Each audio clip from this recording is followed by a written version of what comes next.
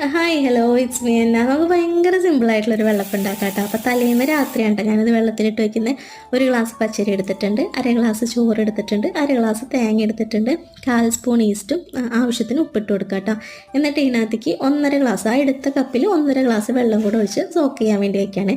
ഞാൻ ഈ തേങ്ങ ഫ്രീസറിൽ വയ്ക്കണം, അങ്ങനെ ജസ്റ്റ് ഒന്ന് ഇതിൻ്റെ പൊടിച്ചിടുന്നുണ്ട് കേട്ടോ. എന്നിട്ട് തലേന്ന് വെള്ളം ഒഴിച്ച് നമ്മൾ വെക്കുക. എന്നിട്ട് രാവിലെ എണീറ്റിട്ട് ഇത് ഒന്നും ചെയ്യേണ്ട, അങ്ങനെ തന്നെ മിക്സിയിലിട്ടിട്ട് അരയ്ക്കാം കേട്ടോ.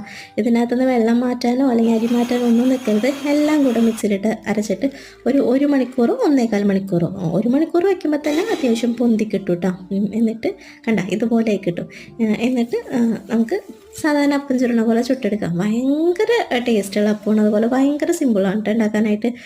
എനിക്ക് ഭയങ്കര എളുപ്പം തോന്നാറുണ്ട്, കാരണം തലേന്ന് അരച്ച് വെക്കണേക്കാളും നല്ല അപ്പമായിട്ട് ഫീൽ ചെയ്യുന്നുണ്ട് കേട്ടോ ഇതുമാതിരി ഉണ്ടാക്കുമ്പോൾ. അപ്പോൾ എല്ലാവരും ട്രൈ ചെയ്യുക.